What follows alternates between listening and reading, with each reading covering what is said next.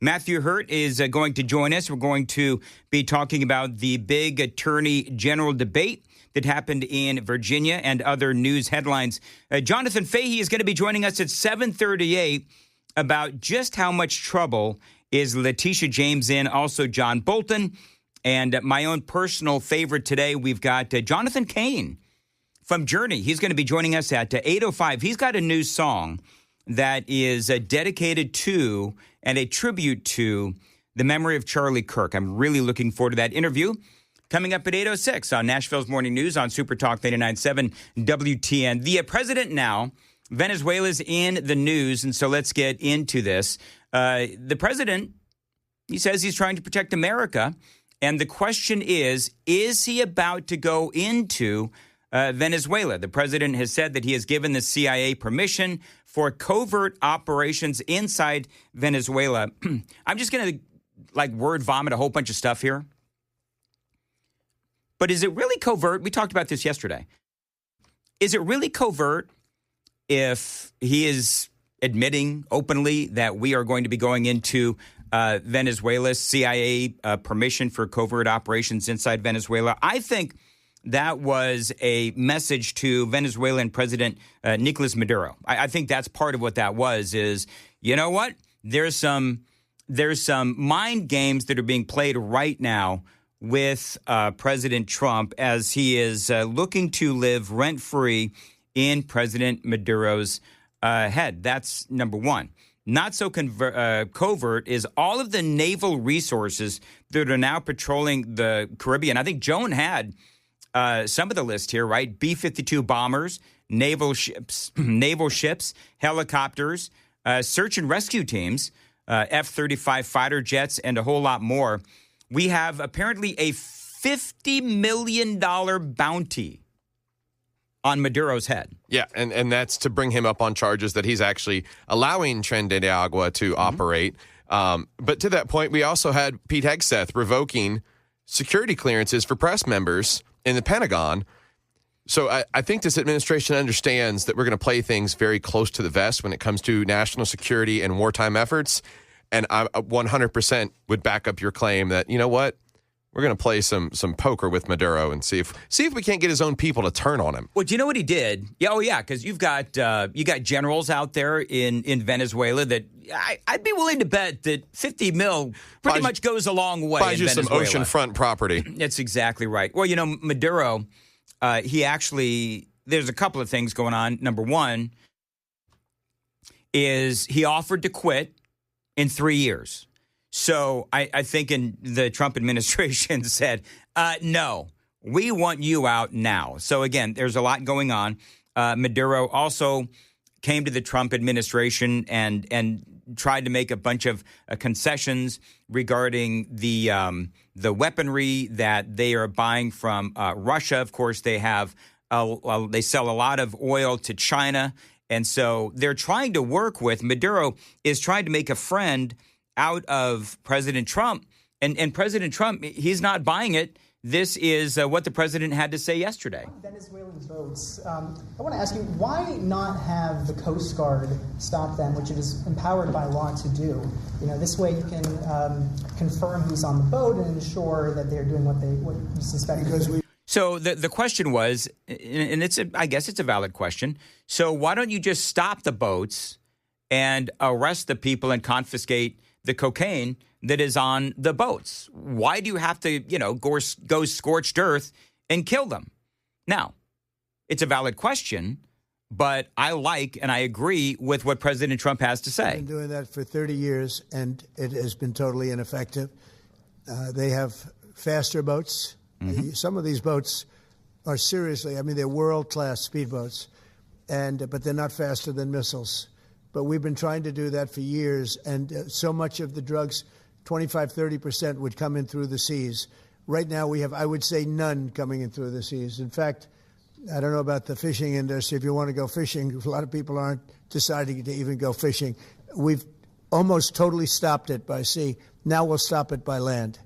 What's the next But step? it never worked. It never worked when you did it in a very politically correct manner. All right, so that's President Trump. And again, not to belabor the point, but he is absolutely right. There is a ton of cocaine that is trafficked through Venezuela. And so when you look at the fact that they are right next to Colombia manufactures a lot of that cocaine, and it does get trafficked through Venezuela. As a matter of fact, Venezuela is one of the chief traffickers of drugs in the world. So I think that is more than enough reason why we should be blasting the living crap out of their drug boats. They border Colombia, so it comes from Colombia into Venezuela, and then they traffic it into America. So to me, this seems like a no-brainer. There's some people that will say that it's just cocaine and there's no fentanyl associated with it. And my question is, okay, does it really matter? Does it matter that it is only cocaine and that the cocaine is not laced with fentanyl? I don't care. And I don't necessarily know if it's laced with fentanyl or not, but just the fact that it's cocaine is justification enough to blow these guys to smithereens. And here's the bottom line. If there is a foreign nation bringing illicit drugs into our country, I have zero issue regardless of the numbers or the type of drugs that are coming in. Zero issue with blowing them out of the water. I just don't. If that makes me a bad guy, so be it, but whatever. So the other day, Trump was asked not only about his reasoning, but also whether or not we can take out President Maduro. This is what the president had to say. Thank you. Curious, why did you authorize the CIA to go into Venezuela? And is there more information you can share about these strikes on the alleged Well, I can't drug do boats in that, the but Caribbean? I authorized for two reasons, really. Number one, they have emptied their prisons into the United States of America. They came in through the, they came in through the border. They came in because we had an open border policy. And as soon as I heard that, I said, a lot of these countries, they're not the only country, but they're the worst abuser. And they've entered they've allowed thousands and thousands of prisoners, mental institution, people from mental institutions, insane asylums, emptied out into the United States. We're bringing them back, but that's a really bad. And they did it at a level that probably not many countries have done it, but not like Venezuela. They were down and dirty. And the other thing are drugs. We have a lot of drugs coming in from Venezuela, and a lot of the Venezuelan drugs come in through the sea, so you get to see that. But we're going to stop them by land also. Does the CIA have authority to take out Maduro? Oh, I don't want to answer a question like that. That's a ridiculous question for me to be given. Not really a ridiculous question, but wouldn't it be a ridiculous question for me to answer? You know, when he says he's not going to answer that question, you know what the answer is, right? Probably. CIA probably has, if they can take him out, they'll take him out. Now, whether or not they actually have the authority to take him out from President Trump is almost beside the point, because now he's getting into Maduro's head. Now, the question is, are we really going to send like ground troops into Venezuela? Are we going to take over Venezuela? Are we going to take over the oil in Venezuela? The New York Times is now reporting that there's some folks out there that are worried that we're going to end up in a war with Venezuela and that we're going to take their oil. All right, on and on. Number one, I think that'd be a pretty short war unless China and Russia get involved. And I'm not much of a regime change guy. I mean, I don't like that. I don't like us getting into the business of other countries unless the U.S. is really being impacted by those countries and what they're doing. So I'm not much of a regime change guy because we know that those kinds of operations can end up in disaster.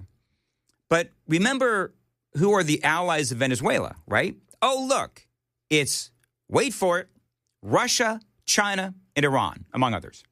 China? Yes, China. Now, remember way back when we talked about weaponized migration? I hope you guys remember this. I obsessed over this for like a couple weeks. All these countries, those three, Russia, China, Iran, you also had North Korea, and they were sending in illegal aliens or, you know, their own sleeper cells into our country through Venezuela to destabilize our country. So that's number one. So our country is impacted in that way. Russia and Venezuela, they have big arms agreements with Venezuela. You got Russia, Venezuela, China, right? So I want to stick to those countries for right now. Russia and Venezuela, they've got arms agreements. Russia buys oil from Venezuela as well, because Venezuela has a lot of oil. They have a huge amount of oil. It's like that dirty kind of oil. You know what I mean? That, like the really needs a lot of processing. China, though, same thing. Lots of oil deals. And China buys a lot of oil from Venezuela. Now, again, Venezuela's oil, it's like heavier, it's dirtier crude oil. They have some lighter stuff, but it's that heavier crude that they export. And it requires a lot of processing, but, you know, it's valuable for their allies. It's valuable for China. So the New York Times has an article reporting that we are going to go after Venezuela for the oil. Can I just remind everyone that they said the same thing about when we went into Iraq, right? Oh, no blood for oil, right? Remember that whole thing? No blood for oil. No, I was just, oh my God, shut up. And for the record, we didn't take any oil from Iraq. We still have business dealings with Iraq as it relates to oil, but we never took over their oil fields and stole their resources. We just never did it. Yet these same people are out here screaming, you know, no blood for oil, whatever. Per the New York Times, Donald Trump has just given the CIA permission to carry out deadly covert missions in Venezuela, a plan pushed by Marco Rubio and John Ratcliffe to remove Maduro while U.S. troops and warships build up in the Caribbean. They say it is not a drug enforcement. It is the start of a war so we can take over Venezuela's oil. Now, here's the thing. If we can go after China and Russia and harm them by interfering with the oil selling to China or Russia, okay, I get that, because that is something that is on a global scale. That is going to be better for America, because we all know that China is still looking to harm America in any way, shape, or form. We've got a trade war going on with China. We've got the tariff war, of course, going on with China. China is still stealing our technology. I mean, it goes on and on. So they say, okay, so it's a war where we take over Venezuela's oil, hurt China, and gain global power. So a few things here. Why would we actually want Venezuela's crappy oil? We have a lot of our own. We have tons of it, and we have a wide varieties of oil. That's number one. If you want to make a case that we want to take over Venezuela's oil so that, yes, we can weaken China and Russia, I would listen to that. I would listen to that, because that's actually being strategic on the world stage. Now, the New York Times says, well, you know, we can gain global power by taking over Venezuela, by removing Maduro and take over their oil. We already have global power, as evidenced by Donald Trump kicking the crap out of Hamas and getting the hostages home and so forth. And, of course, we all know what he did with Iran. So we already have global power. But if we can weaken China, that is foremost on Donald Trump's mind. So if we can interfere and impact Venezuela selling oil to China, and that makes America stronger, well, then I actually understand that.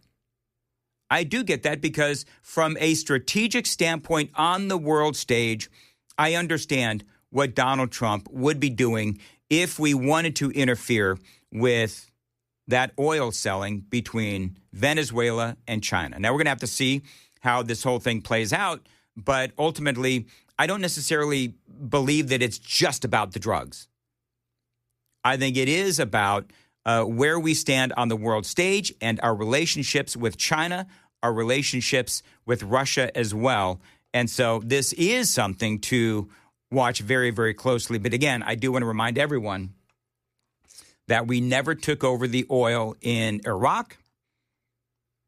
And as a matter of fact, we still have business relationships with Iraq where we are purchasing their oil, and we're going back and forth in various business ventures, obviously. Do you know that Trump and Canada, apparently they are in negotiations to reopen that Keystone Pipeline.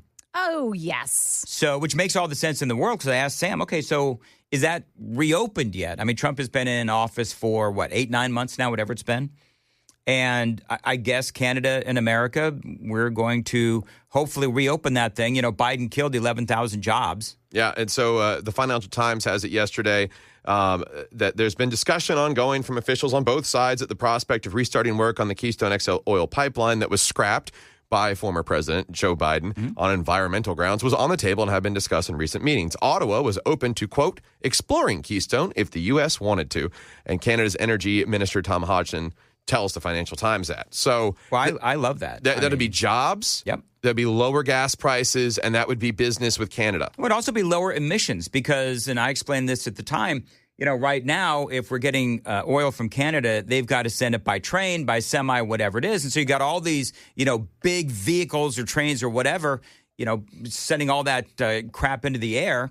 And the Keystone Pipeline was cleaner than that. So anyway, we'll look forward to more information on that as it develops. I want to welcome on into the program Matthew Hurtt. Matthew, always great having you on. Of course, our grassroots political analyst. And I know that, Matthew, you were probably up late watching the big race for Attorney General in your state of Virginia, the Commonwealth of Virginia. Now, you and I have been talking about the situation with Jay Jones and how he sent these awful text messages talking about how he wanted his political rival to be shot dead along with his kids. He was going to pee on their grave. Whole thing, horrible story. Don't need to bore people with all the details. You and I have been talking about it incessantly. I want to play, Matthew, his apology. I need some video. I want to play his apology. This was last night during the debate for Virginia's Attorney General. And right now, you may say that you are sorry, but look back at what happened. You had 3 years to say you're sorry, Jay, and you didn't. 3 years to actually recognize what you did was horrific. You chose to stay silent. Carrie Cornier called you out then. You doubled down. It was after she called you out for these text messages that is when you said you advocated for violence against children. And when this became public, we now know your first statement wasn't saying I'm sorry. The words I'm sorry wasn't even in your statement. It was to say we all send text messages we regret. You attacked the president and you attacked me. One of the interesting things, and that was Miera's, the opponent, responding to his apology. But I don't think that Jay Jones and his apology, I don't think people are buying it. You know, Dan, last night was a master class in debate performance by Jason Miyares. The voters really got to see what kind of guy Jason is. He opened with his 4-minute introduction talking about his achievements as Attorney General and then wrapping it up with what you just played on the air. And Jason is absolutely right. Jay Jones, his first statement was to shrug it off, to blame Donald Trump, and to attack Jason Miyares. He then came out, he was on a local affiliate news station after the weekend where he issued this ham-handed, half-cocked apology that just sounded like the words of a sociopath. And now he was on the debate stage. We knew this was going to be a major topic of discussion because it has flipped the polls. Oh, absolutely. Well, let me play this for you real quick. This is part of the apology. And you're also going to hear from my opponent about text messages that I sent that I deeply, deeply regret. Let me be very clear. I am ashamed. I am embarrassed. And I'm sorry. I am sorry to Speaker Gilbert. I'm sorry to his family. I'm sorry to my family. And I'm sorry to every single Virginian. I cannot take back what I said. But you have my word that I will always be accountable for my mistakes. And you also have my word that I will spend every waking moment fighting for you. Can I ask a question, Matthew? What does take accountability mean? He says he's, wants to hold himself accountable or whatever. I mean, it seems to me like if you want to hold yourself accountable, then you drop out of the race. So, like this word accountability, when it comes from people like Jay Jones, they're empty. They're hollow words because accountability doesn't really mean anything, and the Democrat Party isn't holding him accountable either. Accountability means absolutely nothing in this context. A month ago, Jay Jones was 5 points up in the polls. As of earlier this week, he is 5 points down. This is a 10-point swing. I think the voters are going to hold Jay Jones accountable on Election Day. This race has these text messages and this race have breathed new life into the entire statewide. All of the races, the race for lieutenant governor and governor, are within the margin of error, and that is because Jay Jones is sinking the Democrat ticket. It is absolutely insane for voters to trust a man to uphold the law by with a record like this.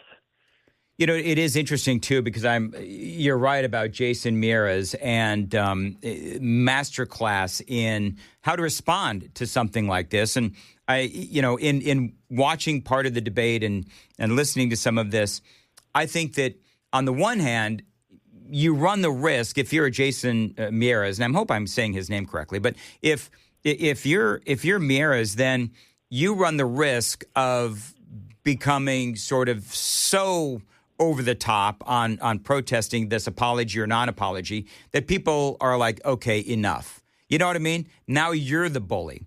And so, but I think from what I could tell, he wasn't so over the top that it became an eye roll moment.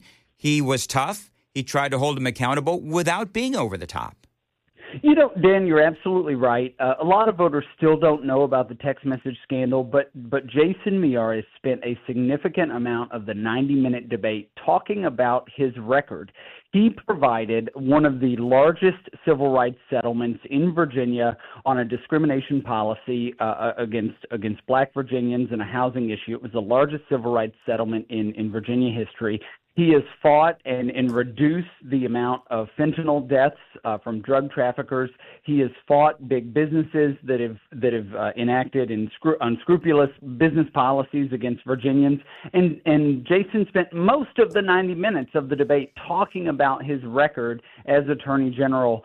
He did draw a contrast in the last segment of the first 4 minutes of his intro, and then at certain points throughout the debate. But Jason Miyares has been an excellent Attorney General, and we don't need a political activist as Attorney General. We need someone who will uphold the law, who will work with law enforcement, and who will protect Virginians, and that is what Jason Miyares' record has shown. Matthew Hurtt is joining us from the Commonwealth of Virginia. I got to ask you this, Matthew, though. If Miyares has done so well, then why was Jay Jones up 5? Is it because of the fact that people like this Spanberger, Abigail Spanberger, who is at the top of the ticket as the candidate for governor for the Democrats against Winsome Sears? Well, there's a number of factors here. The Spanberger strength is a contributing factor. Virginia has lurched left over the last decade. In 2009, our gubernatorial election, the Republican won by, I think, 13 to 16 points. And since then, the growth of the federal government has caused thousands more Democrats to move to Northern Virginia, and that has led to a political reality that makes it harder for Republicans to win. I do think Jason Miyares is carrying this statewide ticket. A lot of times you talk about the coattails of the top of the ticket.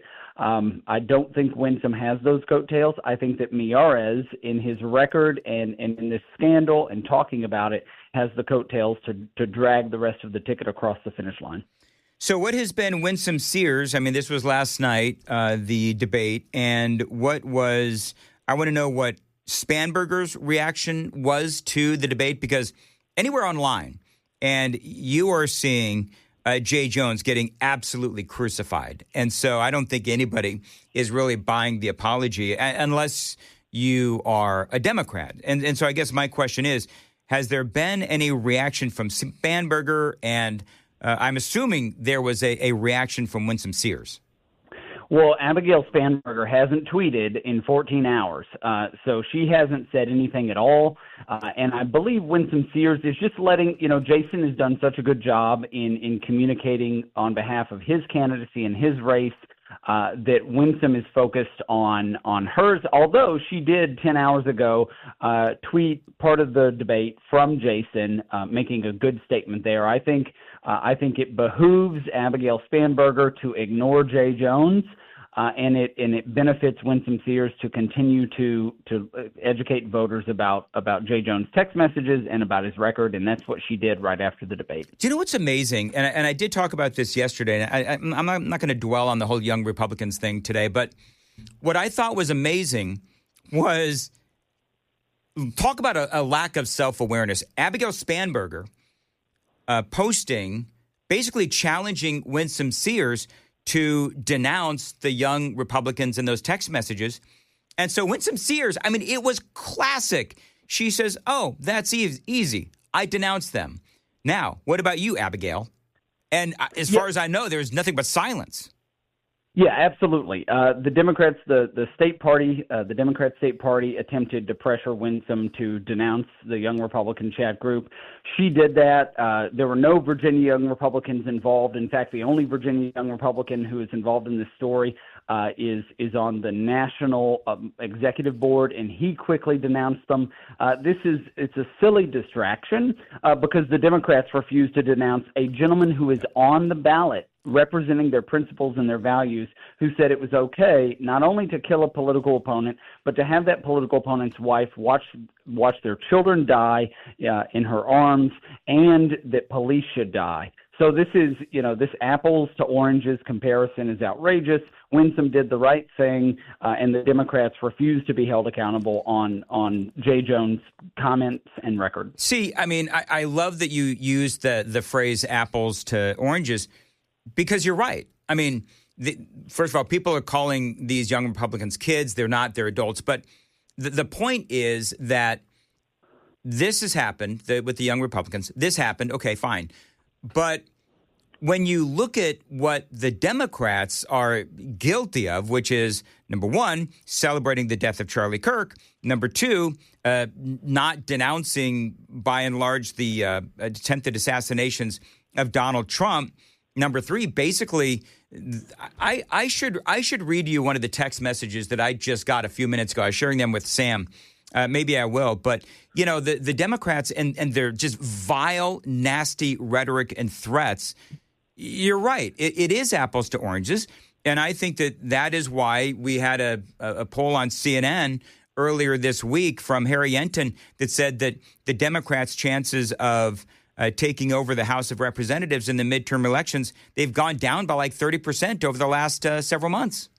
Yeah, this is a combination of people realizing what the Democrats' policies are and Republican efforts to redistrict in states, particularly under the Civil Rights Act, states in the Deep South. Republicans are in a good position to expand their majority in the House. And this will, you and I, Dan, have talked about this for months. If Donald Trump doesn't get the second half of his second term, then he is a lame duck, and Republicans are now in a good place, at least on the House side, to maintain leadership in the House. So I want you to listen to this. This is the kind of mail I get. You ready, Matthew? Sure. So guy sends me, because I'm getting a vasectomy today. So he says, we hope S goes wrong and you bleed out. That B, meaning my wife, that B don't want kids with your PA. Now, I'm going to tell you that I get stuff like this all the time, and I would say back to this guy who whatever. But I get these kinds of things, and it's just like, what is wrong with you? Like, why can't you just be nice? That's the thing. Dan, you seem to have a wild fan club, Dan. I'd rather talk about the chickens, but I will say this: the Arlington Republicans sent out a text message earlier this week, and we sent it to soft Democrats as well as Republican voters, and we got many of the same kinds of responses. Yep. The most hateful, threatening, menacing responses. It is a cultural difference. We, by and large, don't see this kind of hateful rhetoric from Republicans. It seems to be part of what it is to be a Democrat. It's very concerning where we are in our politics if the Democrats are willing to approve and cheer on the death of Charlie Kirk, to be nonchalant about attempted assassination attempts against Donald Trump, and to cheer on the violence of Jay Jones in this race for Attorney General. Well, one of the things that I find interesting, I do this whole thing, truth and memes, right? Where memes are oftentimes, they have and they expose the truth. Today, if you follow me on Dan Mandis Show, I posted this, Truth and Memes. The hill the Democrats have chosen to die on.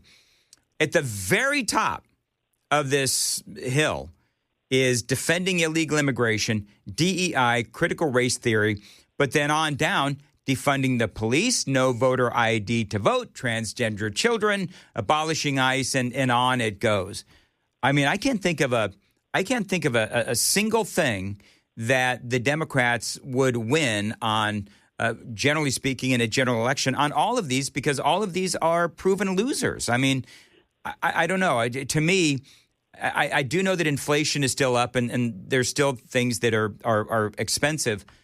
But when you look at all that Donald Trump has accomplished, particularly getting the hostages home, do you have any predictions for the midterm elections and what may happen in 2028? I know we're a long way away from both. Well, we are still too far out, but Dan, I'm looking at your meme right now, and on each and every one of these issues, if you stack these issues up against the Republican position, a majority of Americans agree what it's going to take are Republican candidates who can articulate that argument, who can make the case to voters, because on every single one of these issues, they are 70 to 30 or 80 to 20 issues for Republicans.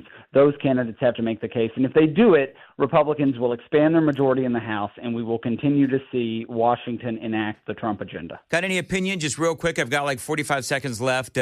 Trump threatening to, not necessarily go into Venezuela militarily, except for the CIA and maybe some covert operations, which I found bizarre that he is actually talking about it, which tells me that he might simply be playing some head games with Maduro.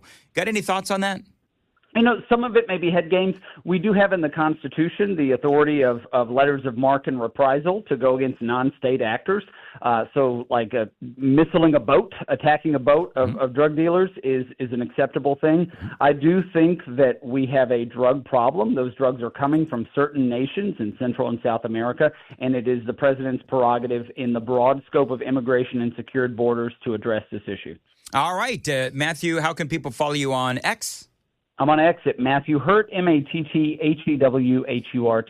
All right. And if you missed all that, then just follow me on X and you can find Matthew as well.